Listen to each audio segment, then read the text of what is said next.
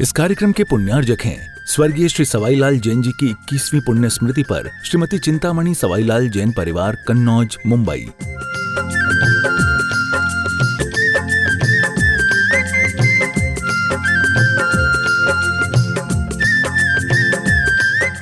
जी महाराज की, प्रभु ब्रह्मश्री निवेशर जी महाराज की, समस्त आचार्य संघ की। आज हम लोग यहाँ पर वर्धमान नगर में गुरु जी की कृपा से हम लोग यहाँ पर आए हैं। और जब गुरु जी ने हमको बुलाया था उस समय एक ही बात कही थी कि आपके जीवन में हम जो दे रहे हैं उसे हमेशा बनाए रखना। और यही कह के आचार्य ने हमको महाराज जी पर भेजा था कि साधना आपको करना है। इसी प्रकार से हम लोग जब बिहार में दीक्षा के बाद पहली बार हम लोग का बिहार हुआ था तो हम लोगों ने गुरु जी से निवेदन किया कि आचार्य भगवान, हम लोगों की नई नई दीक्षाएँ हुई है, अब आपका जो आशीर्वाद है वो हमारे साथ हमेशा बना रहे और हम लोग आपके साथ में रहना चाहते हैं। तब गुरु जी ने कहा था कि नहीं, आप लोगों को जाना है और धर्म की प्रभावना करते हुए आपको जाना है। तो धर्म की प्रभावना क्या है? तो आचार्य जी ने पहला सूत्र कहा था अनुभूति, अर्थात अनुभवों को धारण करो। आज लोग अनुभवों के मामले में जानते नहीं है और डरते हैं, कहते कि भैया हमसे ये नहीं होगा, हम नहीं कर पाएंगे। अनुभव अर्थात एक देश पाप का त्याग। जब आप व्यापार करते हैं तो वहाँ भी जब कोई ग्राहक आपके पास में आता है तो आप क्या करते हैं? उस ग्राहक को अपना बनाने के लिए उसके प्रति आपका समर्पण होता है। इसी प्रकार से अगर भगवान को आप कुछ अपना देना चाहते हैं तो अनुभवों के माध्यम से अपने जीवन को आप अच्छा, क्योंकि नियम छोटे हो या बड़े हो, वो जीवन में अपने को अच्छा बनाने का काम करते हैं। एक घटना है, एक बुढ़िया अम्मा थी, वो क्या हुआ कि उसके एक सांप आया। अब उसके घर में सांप निकला तो उसने क्या किया कि उस सांप के लिए उसने हल्ला किया कि देखो मेरे घर में सांप निकला है, सांप निकला है, सांप निकला है। जब आपके घर में कोई सांप आ जाए तो आप लोग डर जाते हैं, ऐसी वो डर गई और लोगों से उसने हल्ला किया। लोग आए उसको कि भैया इसको सांप को बाहर निकालना है। लेकिन सांप को बाहर निकालने के चक्कर में वो सांप क्या हुआ कि उनको सांप उनके द्वारा वो मर गया, उन्होंने उसको मार दिया। तो उस बुढ़िया ने अपने आप को दुखी माना कि देखो मेरे निमित्त से सांप तो मर गया है, लेकिन ठीक है, इस सांप को आप कहीं नहीं दें, जो मेरे घर की छत है उस छत के उस सांप को आप फेंक पा दो। और वह वहाँ पर अपना जीवन यापन करती है। क्या होता है कि वो जब सांप मरण को प्राप्त हुआ, क्या हुआ, तो बुढ़िया जो थी ना, अब वो सांप तो मरण को प्राप्त हो गया, अब बुढ़िया क्या है कि अपने घर में शांति से रह रही है। दूसरे दिन क्या होता है कि एक चील एक उड़कर जा रही थी, उसके मुख में एक हीरा रत्न था। अब वो देखती कि यहाँ पर सांप पड़ा हुआ है, उसको दिखता है कि सांप पड़ा हुआ है यहाँ पर और वो मेरा भोजन है। वो देखती है उसको और वहाँ पर आकर के उसके लिए क्या करती है, वो नीचे जाकर बैठती है और जैसे नीचे बैठती है उसके मुख से वो हीरा जो था वो निकल के नीचे गिर जाता है और सांप को लेकर के वह चली जाती है। तो छोटी छोटी जो वस्तु होती है ना, वो भी हमें बहुत कुछ प्रदान करती है। उस सांप को उसके मारने के भाव तो नहीं थे, लेकिन लोगों ने उसके कहने से मार दिया था। लेकिन उसने यही भाव से सांप को रखा था कि ये जो सांप मरण को प्राप्त हुआ है ये मेरे यहाँ पर रहे। लेकिन उस सांप ने उसको मरने के बाद में उसको धन दिया। तो छोटे छोटे जो नियम होते हैं ना, सांप तो मरण को प्राप्त हो गया, लेकिन सांप मरने के बाद में उसने उसको धन दिया। क्यों दिया? क्योंकि वह उसको अपना मानती थी सांप को, क्योंकि ये मेरे निमित्त से ये मरा है। इसी प्रकार से आपके द्वारा छोटे छोटे नियम लिए जाते हैं, उसका पालन करेंगे तो नियम से आपके जीवन का कल्याण होगा। इसीलिए आचार्य जी ने कहा अनुभूति बनो। अनुभूति अर्थात एक देश हिंसा का त्याग, जिसकी 10 जीवों की हिंसा का त्याग। उसका नियम तो नहीं था, बूढ़ी अम्मा का, लेकिन वो सांप मर गया तो उसके लिए भी उसने एक भावना भाई कि मेरे लिए कुछ देगा। इसी प्रकार से उस नियम को आप लेंगे तो नियम से आपकी आत्मा का कल्याण होगा। क्योंकि जब किसी को कुछ दिया जाता है ना, अपने जीवन में दिया जाता है तो नियम से कुछ अपने को मिलता है। क्यों? क्योंकि जो पर्याय हमको मिली है वह हमारे इसीलिए मिली है कि हम भगवान के जिस कुल में जन्मे हैं उस कुल का पालन करें। एक व्यापारी होता है, वह भी अपने बेटे को पढ़ा लिखा कर तैयार करता है। वो चाहता है कि मेरा बेटा जो है वो मेरे व्यापार में सहयोगी बने, मेरे जीवन में क्या कह रहे हैं कि जो मैंने अभी तक किया है, अपनी गुडविल बनाई है, जो मैंने अपना व्यवहार बनाया है, उसी व्यवहार को मेरा बेटा भी कायम रखे। लेकिन क्या होता है, आज जमाना क्या कह रहे हैं, आज जमाना आ गया है पढ़ाई लिखाई का। बच्चे पढ़ लिख करके उस व्यापार को स्वीकार नहीं करते। क्यों नहीं करते? क्योंकि नौकर बनना पसंद करेंगे, मालिक बनना पसंद नहीं करते। आज की पीढ़ी को जो पढ़ाया जा रहा है, शिक्षा दी जा रही है, उसका उद्देश्य यही रहता है कि भैया आपको आगे चल कर के नौकरी करना है। नहीं, नौकरी जीवन का लक्ष्य नहीं है। लेकिन अगर आपको अपना जीवन अच्छा बनाए रखना है तो नौकरी की अपेक्षा आपको अपने व्यापार को, जो अपनी गुडविल है, उसको बनाना जरूरी है। हमारी गुडविल किस में है? हमारी गुडविल इसमें है कि जो भगवान ने कहा है उसको अपने जीवन में हमको अपनाना है। छोटे से नियम जो हमारे जीवन में आएंगे ना, वो नियम से हमारी आत्मा का कल्याण करेंगे। तो भगवान ने कहा है अनुमति बनने के पहला उपाय क्या है? पानी छान के पियो, रात्रि भोजन त्याग और देव दर्शन। ये छोटे से नियम है जो आपके जीवन में चार चांद लगाएंगे। इसी के बल पर आप चल करके आगे भगवान बन सकते हैं। एक सियार की कहानी आप लोगों ने सुनी होगी कि वह सियार जो था ना समझ था, लेकिन उसने मुनिराज से नियम लिया था कि मैं किसी प्रकार से रात्रि में भोजन नहीं करूँगा। लेकिन जब वो देखता है कि एक बार जंगल में भटक जाता है, और जब वह भटक जाता है तो जब पानी उसको नहीं मिलता है तो पानी के लिए वो क्या करता है कि वो बावड़ी में जाता है पीने के लिए।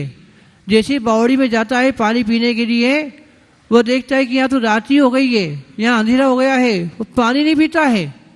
वापस ऊपर आता है, देखता है कि यहाँ तो दिन है, अभी मुझे पानी पीना है। वह नीचे जाकर देखता है कि यहाँ तो भैया अभी रात हो गई है।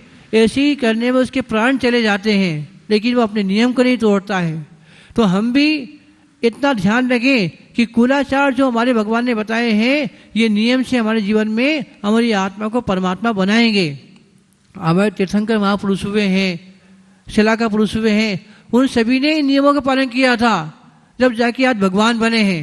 अगर आप चाहते हैं कि आप भी अपने आप को भगवान का रूप दें, तराशे चाहें, तो नियम के द्वारा आप तराशे जा सकते हैं। छोटे से नियम आपको परमात्मा बना सकते हैं। इसीलिए हम आपसे कहना चाहते हैं कि जैन कुल में अगर आपने जन्म लिया है, इस कुल में जन्म लिया है, तो कुलाचारों का पालन जरूर करें। अनुमति बनने का सबसे पहला उपाय क्या है? पानी छान के पियो, रात्रि भोजन त्याग और देव दर्शन। इसमें कोई मर्यादा की नहीं है। लोग कहते हैं कि भैया मसाला कौन खाएगा, कौन पीसेगा, मर्यादा का मसाला कौन काम करेगा, भैया करने वाले नहीं है। नहीं है, इसमें कोई मर्यादा की सीमा नहीं है। हाँ, आप अपने घर का मसाला पीसें, अपने घर का मसाला उपयोग करें। भाई इसका नियम यही है कि रात्रि में आपको लेना नहीं है, और जो आपके घर में अगर शुद्ध बना है वही आपको सेवन करना है।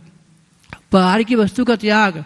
आज जो बाहर दिया जा रहा है ना, वो आपसे नियम से हमारे जीवन को बर्बाद करने वाला है, हमारी आत्मा का घात करने वाला है। आज जितनी भी चीज़ें बाजार में आ रही है ना, वो नियम से अशुद्ध आ रही है। हम लोग जमीकरण की बात करते हैं कि भैया जमीकरण का त्याग करो। क्यों कहते हैं? क्योंकि इसमें बहुजीव होते हैं, अनंत जीव होते हैं। लेकिन जो बाहर की चीज़ें होती हैं, मर्यादा के बाहर की चीज़ें बनी हुई होती हैं, उनमें नियम से जीव होते हैं, और स्थावर नहीं तजीव होते हैं। हम उनको खाते हैं। बाजार के नमकीन आदि आते हैं, उनमें भी चीज़ यही आता है। जितनी भी चीज़ें बाहर की आती हैं, उनमें सब में कहीं न कहीं अशुद्ध वस्तु का प्रयोग होता है। तो हम अगर हम अपने आप को संभालना चाहते हैं, कुछ देना चाहते हैं अपने जीवन में और भगवान को उपहार देना चाहते हैं, तो एक बार नियम से याद रखें कि हम अणुवती बनने के लिए बाहर की चीज़ों का सेवन नहीं करेंगे, क्योंकि भगवान ने कहा है अणुवती बनना ही आपका उद्देश्य हो, क्योंकि अणुवती बनने के बाद में या महावती बनेंगे वो परमात्मा बनेंगे। यही भगवान ने हमको कहा है। मैं अपनी बात को यहाँ पर विराम देता हूँ कि जो छोटे नियम होते हैं उनको नियम से अपने जीवन में ला करके आप अपनी आत्मा को पावन बनाएं। यही जीवन, यही सूत्र जो भगवान हमको दिए हैं उनका पालन करके उनके जैसा बन सकते हैं। बोले महावीर भगवान की। अब हम परम मुनिवर्षि निवेश साहिब महाराज निवेदन करते हैं कि वो अपनी वाणी से हम लोगों को धर्म लाभ देवे। नमोस्तु महाराज जी। नमो अरिहन्ताणं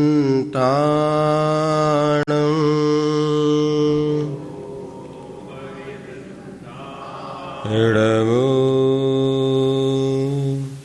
सिद्धाणं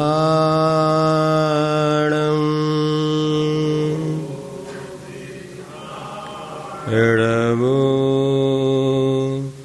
आर्याणं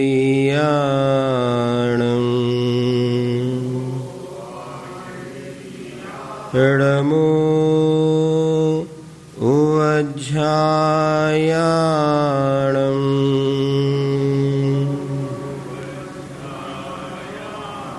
नमो लोये सवसाहुणं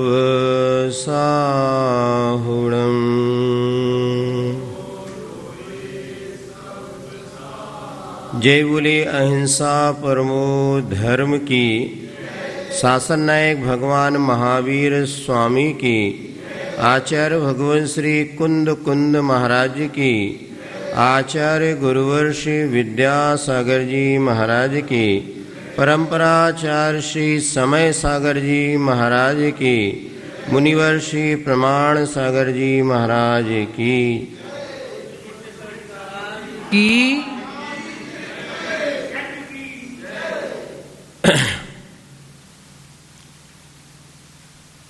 पिछले दिनों एक बोध कथा के माध्यम से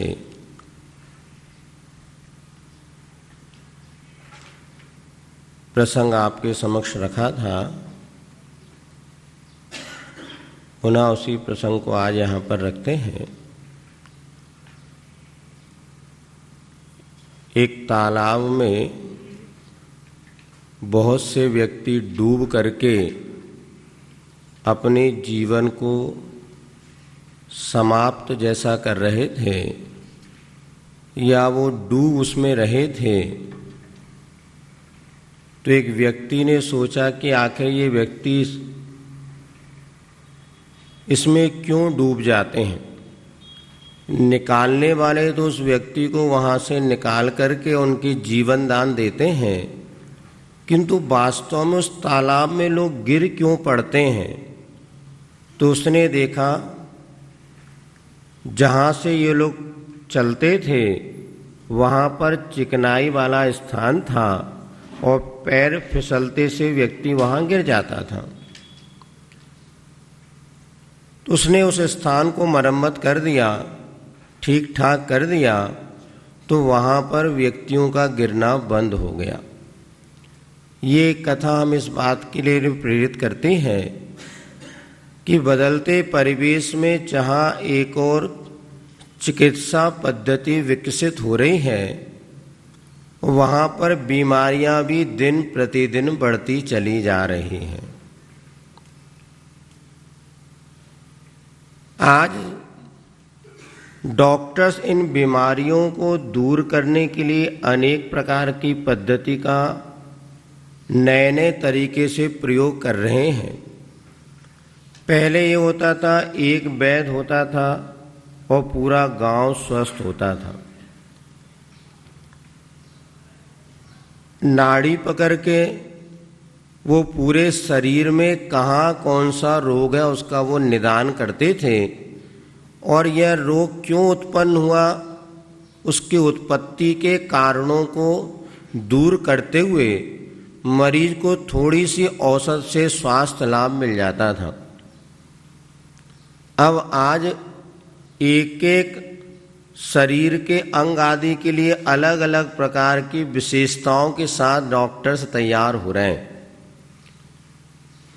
उसके बाद भी हम देख रहे हैं आज बीमारियां बढ़ती चल रही। आखिर कारण क्या है? आचार्य ने मूक माटी में लिखा है, बाधक कारण का अभाव, साधक कारण का सद्भाव, सो कार्य की निष्पत्ति। किसी भी कार्य को संपन्न करने के लिए हमारे पास कितने अच्छे साधन हो, किंतु बाधक कारण का जब तक अभाव नहीं होगा, वो साधक कारण कभी भी सहयोगी नहीं बन सकते। उदाहरण के लिए आप दीप प्रज्वलन करना चाहते हैं, दीपक में घी भी है, बढ़िया बाती भी है और माचिस भी है, लेकिन यदि ऊपर पंखा चल रहा हो तो क्या आप दीप प्रज्वलन का कार्य संपन्न कर पाएंगे? नहीं। कितनी भी माचिस की तीली आप जला लें, किंतु वह दीप प्रज्वलित होने वाला नहीं है। फिर क्या करना पड़ेगा? ऊपर पंखा बंद कर दो। अब पंखे की हवा अगर बंद हो जाएगी तो माचिस की एक तीली से आप कई दीप प्रज्वलित कर सकते हैं। आज जिन कारणों से हमारे जीवन में बीमारी आ रही है, उन कारणों को हमें जानना बहुत जरूरी है। पहले हमें ध्यान है, हर माँ एक कुशल वैद्य हुआ करती थी, और जब बच्चे को बचपन से ही उनका परवरिश जब होती थी तो माँ सारी चिकित्साएं जानती थी। सबसे पहले आपको ध्यान होगा मालिश की कला। बच्चों का जैसे जन्म होता था, बाहर से मालिश करने वाले भी अच्छा, माँ भी उस बच्चे का इस तरह से मालिश करती थी, उसकी मांसपेशियां अपने आप मजबूत होती थी। और सबसे इससे पहले देखा जाए तो बच्चों का जन्म, जो प्राकृतिक रूप से माँ थोड़े कष्टों को सहन करती थी, क्योंकि बच्चे को जन्म देना एक साधना है। पति पत्नी बनना फिर भी पुण्य है, किंतु जब कोई माता पति पत्नी जब माता पिता बनते हैं तो पूज्य भाव को प्राप्त होते हैं। और माँ वो साधना करती है, 1 महीने नहीं 9 महीने की साधना, उसके पहले की भी साधना हुआ करती है। जब तीर्थंकर गर्भ में आने वाले होते हैं तो उनके गर्भ में आने के 6 माह पूर्व ही इंद्र रत्नों की वृष्टि करने लगता है। अर्थात 9 माह ये और 6 माह वो, ऐसे 15 माह तक वो एक वातावरण तैयार किया जाता है। तो माता पिता जब व्यक्ति बनते हैं, एक साधना होती है, और माँ कष्टों को सहन करने के लिए तैयार रहती है, क्योंकि संतान का मुख देखना है तो थोड़े कष्ट सहन करना पड़ेगा। जब 9 माह आपने लगातार कष्ट सहन कर लिए, अब अंत समय जब बच्चे का जन्म होने वाला होता है तो लोग अब माँ भी कष्ट सहन नहीं करना चाहती। डॉक्टर भी कहता है अब तो क्या करो, सीधे कट लगाओ और बच्चों को सुकून से गर्भ से निकाल लो। लेकिन जब पहले माँ भी सहिष्णुता सहनशीलता से भरी होती थी और बच्चे का जन्म होता था, कष्ट तो होता है, और कितना कष्ट होता है। असहनीय पूजन में अपन पढ़ते ना, आदिनाथ भगवान की पूजन में, तो कैसे वो माँ को कष्ट होता है, असहनीय कष्ट होता है, लेकिन फिर भी वो माँ सहन करती है कि मेरे बच्चे का जीवन अच्छा बने। और समय पर वो जब बच्चे का प्राकृतिक रूप से जन्म होता है, उस बच्चे की कैपेसिटी, शारीरिक स्वास्थ्य और ये सब उसी बात पर निर्धारित होता है। जब बच्चा जन्म लेता है कष्टों के साथ तो वह मजबूत बनता है। आप देखिएगा पहले कितने भाई बहन होते थे बताओ, है गिनती? अभी ये आरिका ज्ञानमती जी है ना, ये 13 भाई बहन थे, और ये बाबा साहब अम्बेडकर जिन्होंने कानून के बताते बनाया था, वो 14वें नंबर के बेटा बेटी थे, भाई थे, मतलब लड़के थे। 13-13, 14-14 बच्चे होते थे। उसके बाद भी माँ भी स्वस्थ और बच्चे भी स्वस्थ। कारण क्या है? देखो, आप देखना, जैसे आप भात पकाते हैं, कोई भी चावल पकाते हैं, तो अंत समय पर उस चावल में जो पाक मिलना चाहिए, जो उसकी ऊर्जा निर्माण होनी चाहिए, वो अगर आप 5 मिनट पहले भी उतार लेंगे तो चावल में वह परिपक्वता। अब क्या करते हैं डॉक्टर, उनको माँ को तकलीफ ना हो, और भाई अब ऐसे हो सकता 12 घंटे 24 घंटे बच्चे के जन्म के पहले माँ को कष्ट सहन करना पड़ सकता है। अब माँ को कष्ट ना हो, डॉक्टर ने सलाह दे दिया, अपन भी सोचते करना क्या है, चलो ऑपरेशन सर्जरी करवा लो। लेकिन उस सर्जरी का भी एक ये परिणाम है कि बच्चों में वो परिपक्वता और स्वास्थ्य की जैसी मजबूती होनी चाहिए। हमने कल बताया था आपको, 9-10 वर्ष तक हम लोग कभी डॉक्टर को जानते नहीं।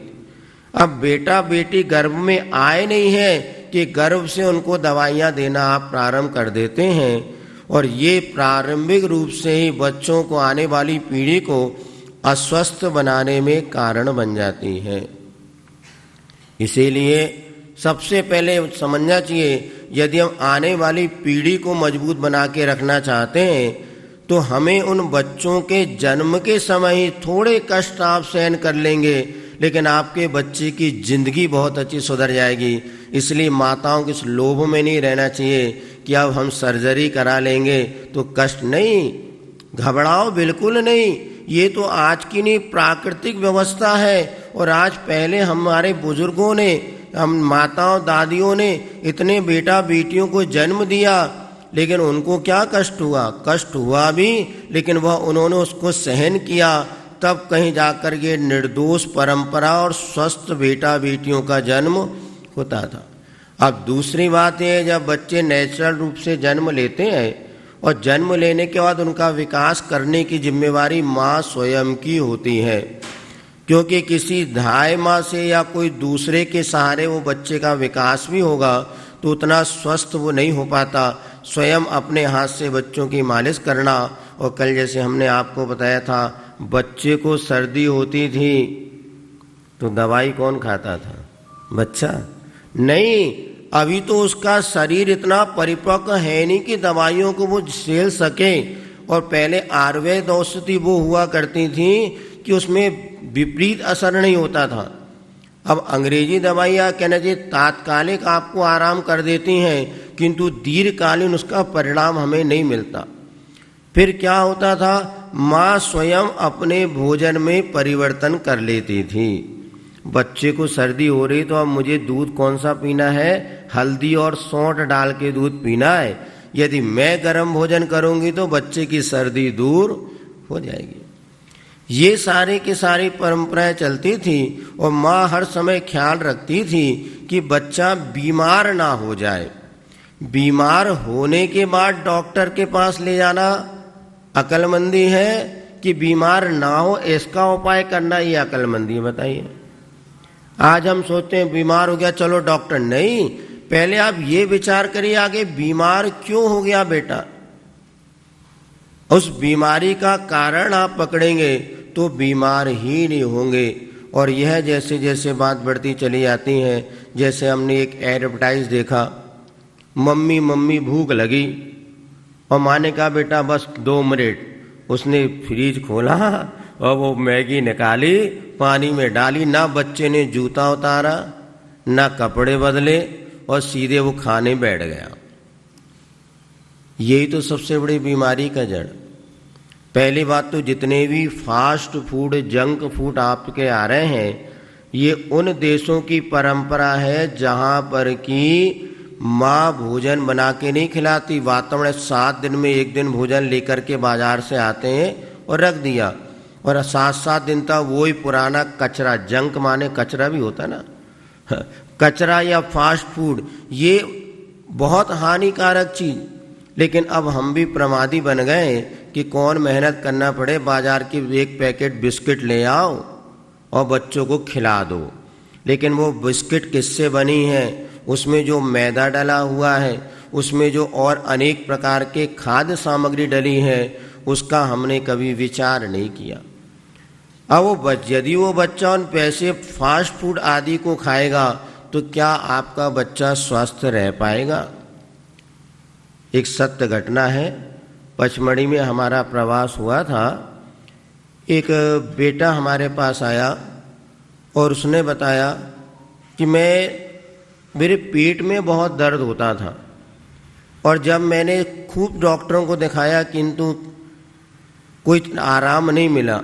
फिर बॉम्बे में किसी एक डॉक्टर को दिखाया तो उसने अलग से बैठ के मुझसे बात की और उन्होंने, जब मैंने बताया मैं टीवी देख करके, मोबाइल देख करके भोजन करता हूँ, तो डॉक्टर ने एक ही सलाह दी, आप टीवी और मोबाइल देख के भोजन करना बंद कर दो, आपकी बीमारी अपने आप ठीक हो जाएगी। उस बच्चे ने स्वयं बताया 2 महीने मैंने प्रयोग किया और 2 महीने बाद मेरा पेट दर्द ऑटोमेटिक ठीक हो गया। क्योंकि हमारे जब भोजन करते हैं, भोजन करते समय हमारे उपयोग की परिणति जो है माँ तो भोजन में होना चाहिए। इसलिए आपको ध्यान होगा बचपन में कब जब माँ भोजन कराती थी तो पहले बैठ जाओ, एक पाटा रख लो, मोंदरा होता था 3 टांग वाला, भोजन को उच्चासन पे रखो, नीचे बैठो, हाथ पैर धो करके आओ और फिर अच्छे से भोजन करो। माँ सामने बैठ करके भोजन कराती थी। इसलिए कहावत चल पड़ी, मघा न बरसे भरे न खेत और माना परसे भरे न पेट। माँ जब तक भोजन नहीं परोसती तब तक बच्चे का पेट नहीं भरता। अब क्या हो गया, माँ भी अपने काम में लगी है और बच्चा टीवी मोबाइल के सामने बैठ गया और भोजन कर रहा है। अब ये भोजन पेट में तो जा रहा है किंतु उसका रस नहीं बन रहा, और जब तक रस नहीं बनेगा तो भोजन पचेगा नहीं। इसलिए प्रत्येक माँ का कर्तव्य होता है कि भोजन करते समय बच्चे को अपने सामने बैठाल के भोजन कराए। महाराज बच्चा मानता नहीं। कैसे नहीं मानता? और कई माँ तो कहती महाराज जब बच्चा मोबाइल दिखा दो ना, वो खिलाओ तो 2 रोटी खा लेता है और बिना मोबाइल के 1 रोटी भी नहीं खाता।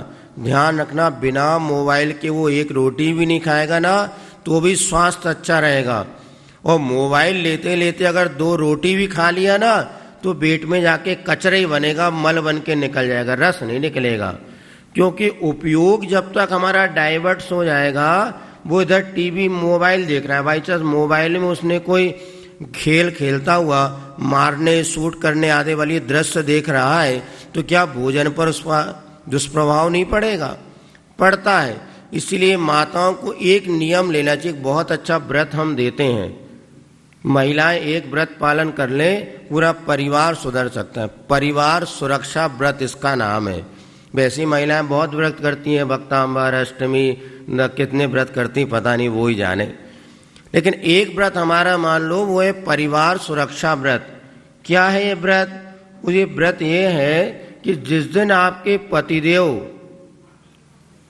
और घर के बच्चे आपके सामने बैठ कर के भोजन नहीं करेंगे, उस दिन आपको उपवास करना है। क्या कहा? अरे महाराज ये तो बहुत कठिन। बिल्कुल कठिन नहीं है। कोई मूछ वाला ऐसा पैदा नहीं हुआ कि पत्नी भूखी रहे और वो भोजन कर ले। लेकिन इसका एडवर्टाइज 2-4 दिन पहले से करना होगा। घर पे एक तख्ती लगाना पड़ा होगा, जिस अनशन वाले करते ना, कि यदि कोई परिवार का सदस्य टीवी और मोबाइल देख के भोजन करेगा उस दिन मेरा उपवास रहेगा। अब देखो, कोई बच्चा भी इतना दमदार नहीं कि माँ उपवास बैठी रहे और वो भोजन कर ले। नहीं, आप करके तो देखिए। माँ सुनते हैं, महात्मा गांधी की माँ ने एक नियम लिया था, जब तक सूरज नहीं दिखेगा भाद्र पक्ष में तब तक मैं भोजन नहीं करूंगी। और बताते जैसे सूरज आता था गांधी जी दौड़ के, माँ चलो सूरज आ गया, क्योंकि ये एक व्रत था उनका, सूर्य दर्शन के बाद ही हम भोजन करेंगे। अरे सामान्य रूप से आप इतने व्रत पालन करते हैं, एक परिवार की सुरक्षा के लिए भी कर सकते हैं। करके देखिए। आपके आज जो माताएं हमारे पास शिकायत लेकर के आती है, महाराज बच्चा मानता नहीं, टीवी के सामने बैठ के भोजन करता है, पतिदेव आते हैं मोबाइल शुरू कर लेते भोजन करते हैं। नहीं, आपकी घर का कंट्रोलिंग पावर एक श्राविका के हाथ में हुआ करता है, मालकिन कही जाती है वो। बस थोड़ा दृढ़ संकल्प, एक भी उपवास नहीं होगा, गारंटी है हमारी, लेकिन परिवार के सब सुधर जाएगा। क्योंकि जब बच्चे माँ के सामने बैठ कर के भोजन करते हैं तो भोजन पचता है, और पचता है तो वह आपके स्वास्थ्य वर्धक होता है। चाहे पुरुष हो चाहे जो भी श्रावक हो, उनके लिए आप भोजन सामने बैठ कर के परोस के कराइएगा तो ये भोजन उनकी स्वस्थता। और भोजन में क्या होना चाहिए, जो अभक्ष पदार्थ है उनसे हम बचें, क्योंकि इनके कारण बीमारी बढ़ रही है। एक जगह हमने पढ़ा, एक बच्चा जो है बिल्कुल सूख कॉलेज में पहुंच गया, और 10वीं 11वीं या कॉलेज में जब वो पहुंचा बहुत दुबला पतला था, और सब लड़के या लड़कियां उनके जो फ्रेंड सर्कल थे उस बच्चे को चढ़ाते थे। वो बड़ा दुखी था कि मैं अपना शरीर के प्रति मेरा कृष्ण में क्या करूं। और वो एक डॉक्टर, उसकी माँ उस बच्चे को, दोनों डॉक्टर्स के पास पहुंचे तो डॉक्टर ने पूछा कि भाई तुम खाते पीते क्या हो?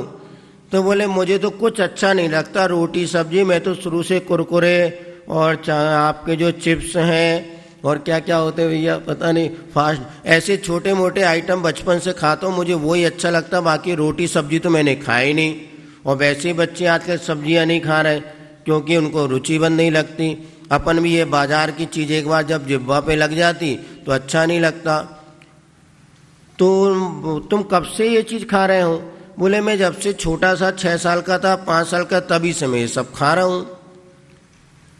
तो डॉक्टर साहब ने माँ की ओर देखा तो माँ कहने लगी, माँ डॉक्टर साहब हम तो इसको खूब मना करते थे किंतु ये बच्चा मानता ही नहीं था, हम क्या करें?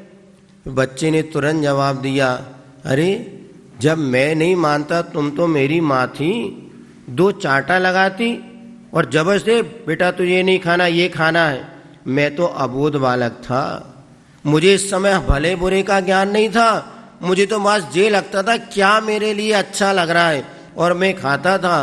तो माँ थी, यदि काश तुम मुझे उस समय 2 चाटा लगा देती और बेटा ये नहीं खाना और मुझे अच्छे खाने के लिए प्रेरित करती तो शायद आज मेरी ये दशा नहीं होती।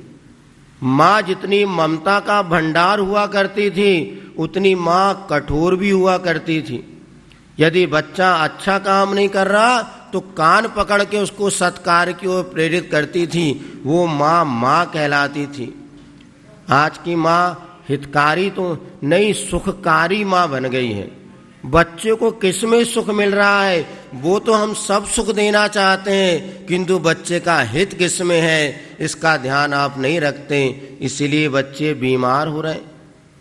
आज भी बच्चों के डॉक्टरों की भी संख्या, बच्चे हमेशा बीमार। कारण क्या है? माँ ने जब उसको भोजन कराना था उसका मन पसंद भोजन करा दिया किंतु उसको हितकारी भोजन नहीं कराया। एक बात ध्यान रखना, एक पिता अपनी बेटी के साथ अपने गांव जा रहा था, रास्ते में एक नदी पड़ी और नदी को पार करना था। तो पार करते समय उस बेटी ने कहा, पिता ने कहा बेटी से, बेटी तू मेरा हाथ पकड़ ले, चल अपन नदी पार करें। बेटी समझदार थी, बोले पिताजी नहीं, मैं आपका हाथ नहीं पकड़ूंगी, आप मेरा हाथ पकड़ें और फिर अपन नदी पार करें। पिता कहने लगा, बेटा क्या फर्क पड़ता है, कोई भी किसी का हाथ पकड़ ले, नदी तो पार करनी है। बात आ रही है आप लोगों को समझ में? कोई भी किसी का हाथ पकड़ ले, नदी तो पार करनी है। बेटी कहती, नहीं पिताजी बहुत फर्क पड़ता है, मैं यदि आपका हाथ पकड़ूंगी और नदी पार करते समय यदि मेरा पैर किसी काई लगे पाषाण पर पड़ गया तो मैं आपका हाथ छोड़ करके डूब जाऊंगी, छोड़ दूंगी। लेकिन यदि आपने मेरा हाथ पकड़ा है तो मुझे विश्वास है अगर आपको सर्प भी डस लेगा तो भी आप मेरे हाथ को छोड़ने वाले नहीं हैं। आज ये गलतियां हो रही हमारे से, हम बच्चों को हाथ पकड़ नहीं रहे, बच्चों का हाथ अपने हाथ में पकड़ा रहे। बच्चे तो अज्ञानी होते हैं, जो दिखता है उसको स्वीकार कर ले। बेटा बता कौन से तुझे कपड़े पहनना है, बच्चा बता तुझे क्या खाना है, तुझे कौन से स्कूल में पढ़ना है, तेरे को कहाँ चलना है, ये सब माता पिता बच्चों से पूछ करके उनका भला नहीं कर रहे हैं, उनको अंधकार में पटक रहे हैं, उनके जीवन में अहित कर रहे हैं। बस ध्यान रखो बेटा क्या करना है, वो कहता मुझे रात में खाना है, नहीं तुझे दिन में खाना है, इसी से तेरा भला होगा। रोता है कोई बात नहीं, रोने से फायदा होता है कि हानि होती है बोलो? बच्चे रोते हैं तो उससे फायदा भी होता है, आंखों से आंसू निकल जाते हैं तो चश्मा लगाना नहीं पड़ता बताते हैं। इसीलिए पहले पिटाई भी होती थी, रोते भी थे, और चूल्हा जलता था, धुएं निकलता था, धुओं से आंखों में जब धुआं जाता था तो आंखों से आंसू निकल जाते थे, उस आंसू के साथ सैकड़ों बीमारियां बाहर हो जाती थी। तो वहां पर वो बच्चे को जब रोना भी पड़े, किंतु माता पिता जब बच्चे का हाथ पकड़ेंगे, बेटा तुझे कैसे कपड़े पहनना हम निर्धारित करेंगे। बच्चा तो बच्चा है, एक बार दो बार रोएगा, लेकिन आपने जो कपड़े अच्छे पहने उसकी प्रशंसा तो आप करो। किंतु हम बच्चों को उनके अच्छे कपड़ों की प्रशंसा नहीं कर रहे, जो अड़ोस पड़ोस में जो पहन रहे हैं, जो उनके लिए हानिकारक है। अब आप 3 साल का क्या 2 साल का 6 महीने का बच्चा होता नहीं, उसको जीन्स पहना देते हैं। जीन्स जानते क्या होता है?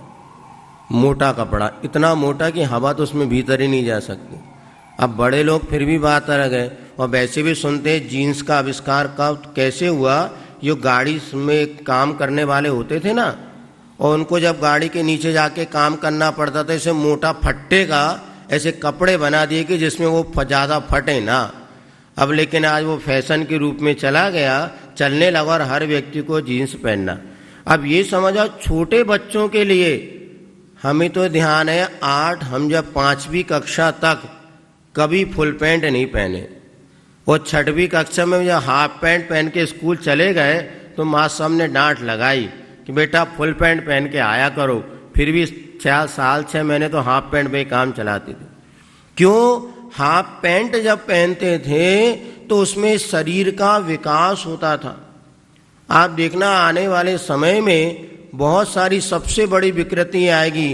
पति पत्नी तो लोग बनेंगे, किंतु माता पिता नहीं बन पाएंगे, बन ही नहीं पाएंगे, क्योंकि जिस प्रकार से शारीरिक विकास होना चाहिए वो अवरुद्ध हो गया। बच्चों के 8-10 साल तक बेटा बेटियों को कभी भी ऐसे टाइट कपड़े पहनाए ही नहीं जाते थे। बेटियों की फ्रॉक होती थी, फ्रॉक जानते ना, और वो भी और बच्चों के लिए हाफ पैंट निक्कर वगैरह। ये अब तो क्या हो गया, बड़े लोग फैशन के नाम पे पहने बरमुंडा, क्या कहते, मुंडा लेकिन पहले जो बच्चों को तो पैंट पहना रहा है, जीन्स पहना रहा है, और स्वयं बड़े लोग पहनते। लेकिन बचपन में ये जो बच्चों के लिए, और जो परसों आपको पिछले दिन चर्चा की थी, बाइफर क्या वो डायपर लंगोट कपड़े, कौन सी लंगोट? रजाई की लंगोट। एक जगह हमने पढ़ा था निगत बनत नहीं, और रजाई की लंगोट पहने। और हम समझ नहीं पाते क्या है इसका। मुहावरे का अर्थ तो ये था कि अपनी शक्ति नहीं है, फिर भी अपन ऐसा कार्य दिखावे के लिए कर रहे हैं। किंतु आज क्या होने लगा, माताएं अपना प्रमाद करते हुए बच्चे को जो डायपर पहना देते हैं, 2 महीने 3 महीने के बच्चों को आपने जो पहना दिया, थोड़ा विचार करो, उसका जो अंग कोमल है, मुलायम है, तुम्हें तो लगता है कि हमारी साड़ी गीली नहीं होगी, लेकिन उसकी तो जिंदगी बर्बाद हो रही। और ऐसे अभी आप मोबाइल वगैरह में गूगल में सर्च करिएगा, ये कितने खतरनाक चीज़ें। वो अपने पहले भी बच्चे लंगोट पहनते थे, कॉटन की माँ बनाती थी और कपड़े की लंगोट पहनाते थे, बाहर जाते थे, और वो कभी उसको इन्फेक्शन नहीं होता था।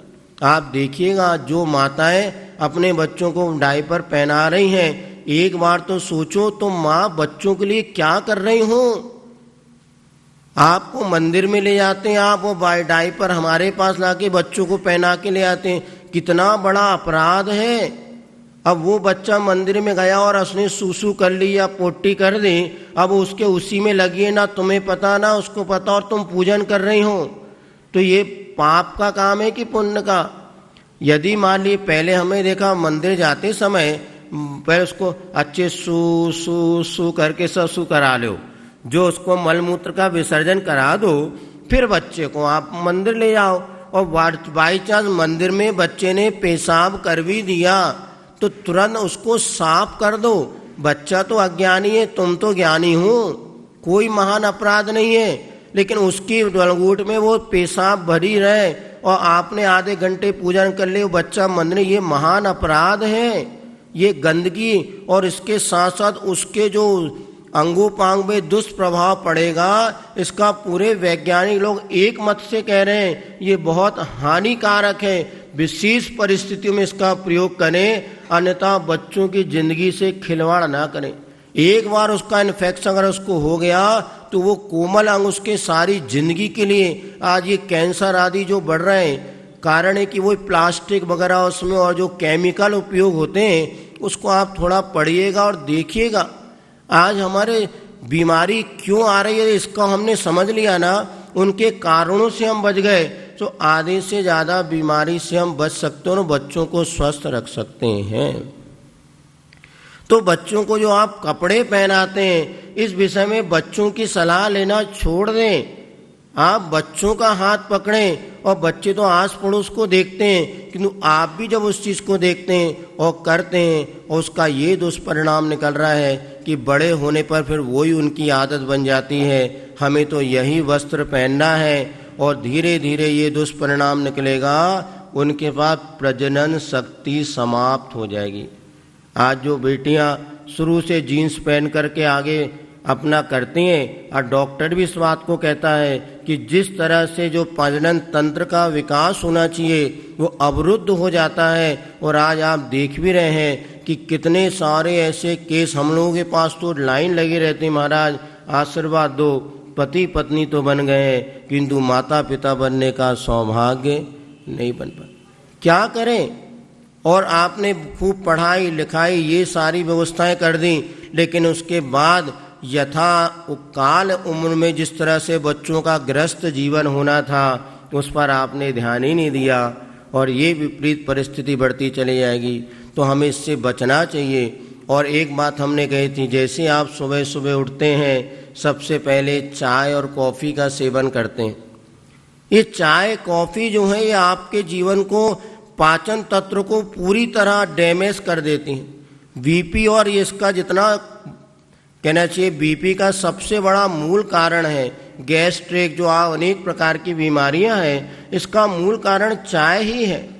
अंग्रेज जब भारत में आए उसके पहले कोई चाय नहीं चलती थी, किंतु जब वो यहाँ पर आए और उन्होंने भारतीयों की जो ताकत देखी, इस ताकत को नष्ट करने का एक ही साधन है कि अब ये दूध पीना छोड़ दें और चाय पर आधारित हो जाएंगे तो अपने आप इनकी शक्ति क्षीण हो जाएगी। आज देखो बच्चे दूध नहीं पीना चाहते, चाय पे आदी हो गए, क्योंकि उनकी माँ बाप ही चाय के आदी हैं। और देख लो आप, क्या हाथ पाँव में दम नहीं और हम किसी से कम। गुस्सा तो ऐसा चढ़ा बिल्कुल नाक पे, और एक चांटा लगा दो वहीं वो ढेर हो जाएंगे, वहीं लेट पड़ेंगे, ताकत ही नहीं बची। हमने बच्चों को बचपन से, चूंकि जैसे माता पिता करते हैं वैसे बच्चे करते हैं, बुंदेलखंडी कहावत है, जैसे जिसके लड़का जाके जिसके माप मताई ताके जैसे लड़का, अर्थात जैसे माता पिता में। अब माता पिता अगर चाय कॉफी पी करके बड़े होंगे तो उनके बच्चे भी वही करेंगे। और चाय जैसा मीठा जहर कोई दुनिया में नहीं है। ये आपके पूरे चाय पीने वाला कभी उपवास नहीं कर सकता, क्योंकि दूसरे सिर दुखने लगता है। चाय क्या है तो आप मोबाइल में यदि आप चलाते हैं सर्च कीजिएगा ड्रग्स, अभी जो ड्रग्स वगैरह के केस चलते हैं ना, तो ड्रग्स क्या है तो उन्होंने कहा जैसा चाय का नशा होता है वैसा ड्रग्स का नशा। ये नशा है। लोग पूछते हमारे इसके पीसने में क्या पाप है, दारू पीने में क्या पाप है, शराब पीने में क्या पाप है, नशा है। ये पूरी आपकी बुद्धि को ही नष्ट कर देती है। इसलिए चाय कॉफी पीने वाला कभी भी मोक्ष मार्ग में आगे बढ़ ही नहीं पाएगा। सबसे पहले इस नशे को हमारे घर से निकालो, क्योंकि आपकी सारी सृजनात्मक शक्तियां, सारी औषधि आप ले रहे हैं, फिर भी औषधि भी कार्य क्यों नहीं कर रही। दवाई क्यों काम नहीं कर रही? ये जहर इतना घुल गया है कि कोई दवाई कार्य नहीं करती। गढ़ाकोटा में हमारा प्रवास हुआ था और एक सज्जन हमारे लिए जंगल के साथ में आते थे और ऐसे हमने उनसे कहा कि तुम कमंडल हमें दो। हमने कहा तुम चाय पीते हो? बोले हाँ। तो हमने कहा कमंडल जब देंगे जब तुम चाय पीना छोड़ो। तो उन्होंने कहा ठीक है महाराज, 7 दिन का मैं नियम लेता हूँ। और 7 दिन जब उन्होंने चाय का त्याग किया, उसके बाद आए, उन्होंने बताया मुझे महाराज इतनी बीमार, 20 साल से बीमारी थी, भोजन नहीं पचता था, नींद नहीं आती थी, अनेक प्रकार की तकलीफ मेरे शरीर में थी, किंतु 7 दिन जब मैंने चाय छोड़ा मेरी तो जिंदगी बदल गई। और उन्होंने एक मोबाइल में इंटरव्यू दिया है चाय छोड़ने के फायदे करके, आप सर्च करेंगे मिलेगा। और वो इंटरव्यू जब उन्होंने दिया 2 मिनट में बताया कि मैंने बॉम्बे जबलपुर में बड़े बड़े डॉक्टरों को दिखा लिया और कोई भी मेरी बीमारी ठीक नहीं कर पाया। और महाराज जी ने जो 7 दिन का मुझे त्याग करा दिया उससे मेरी कितनी बीमारी ठीक हो गई।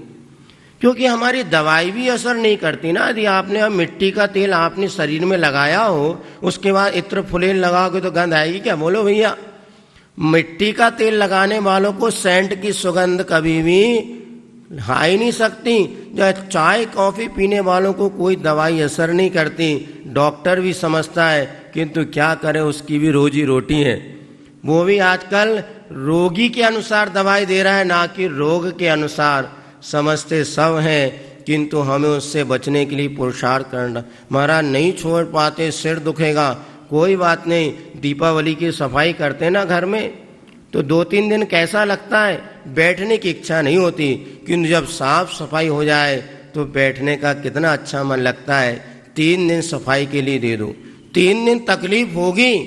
अरे आप दुनिया में कष्ट सहन कर रहे हैं, एक बार गुरु के कहने पर 3 दिन का कष्ट सहन करो, चाय कॉफी छोड़ दो, फिर देखो 4थे दिन से आपको कितना हल्का लगेगा और सैकड़ों रुपए की दवाई बचेगी। और बीपी आदि की जो समस्या है जिससे भी आपको निदान मिलेगा। फिर महाराज कुछ ना कुछ तो पीना ही है, तो क्या करो? तो बढ़िया आपको बताया था, पानी में गुड़ डालो, उसको उबालो और एक नींबू निचोड़ लो, ज़्यादा है तो दालचीनी डालो। और इसको कहते हैं अमृता। आचार्य जब हम लोगों के संग में जब बीमार होते थे, अस्वस्थ होते थे, तो अमृता जरूर चलवाते थे। ये आपके पित्त का समन करेगा, आपकी भूख खुलेगी और आपका लिए सकारात्मक कहने लिए जीवन बनेगा। तेंदुखेड़ा, नरसिंहपुर के पास तेंदुखेड़ा है, हम एक बार वहाँ पहुँचे, वहाँ पे एक डॉक्टर साहब थे, वो आके रोने लगे। हमने कहा क्यों, क्या बात हो गई? वो व्रती थे।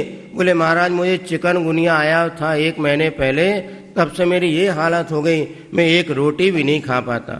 फिर हमने उनको पूछा और तुरंत हमने कहा इस नींबू और गुड़ का प्रयोग शुरू करो। 7 दिन बाद लौट के हमारे पास आए, बोले महाराज मैंने आज 4 रोटी खाई, अब आप मुझे आशीर्वाद दो कि मैं व्रत उपवास कर सकूं। उसी दिन उन्होंने भक्तामर के 48 उपवास का संकल्प कर लिया। उपवास एक रामबाण औषधि है। जितनी भी जीवन में आपके कष्ट हों, आचार्य कहते हैं सप्ताह में 1 अथवा 15 दिन में 1 उपवास करना आप शुरू कर दिए, लंघन त्रिदोष नाशनम, वात पित्त कफ तीनों दोषों का कोई नष्ट करने वाला है, तो उपवास एक महान औषधि है। लेकिन पहले नशा छोड़ोगे तब उपवास कर पाओगे, और उपवास करेंगे तो आपको डॉक्टरों की शरण में बार बार नहीं जाना पड़ेगा, डॉक्टरों की शरण में बार बार नहीं जाना पड़ेगा। और इसलिए अपने को आचार्य एक बात कहते थे, पेट को नहीं, पैर नरम पैर गरम, पेट नरम सिरो ठंडा। पेट नरम पैर गरम सिर हो ठंडा, वैद्य जी आए तो दिखाओ डंडा। अर्थात डंडा नहीं है ना, वैद्य की आवश्यकता नहीं पड़ेगी यदि आपके पैर गर्म हैं। इस कार्यक्रम के पुण्यार्जक हैं स्वर्गीय श्री सवाईलाल जैन जी की 21वीं पुण्य स्मृति पर श्रीमती चिंतामणि सवाईलाल जैन परिवार, कन्नौज, मुंबई।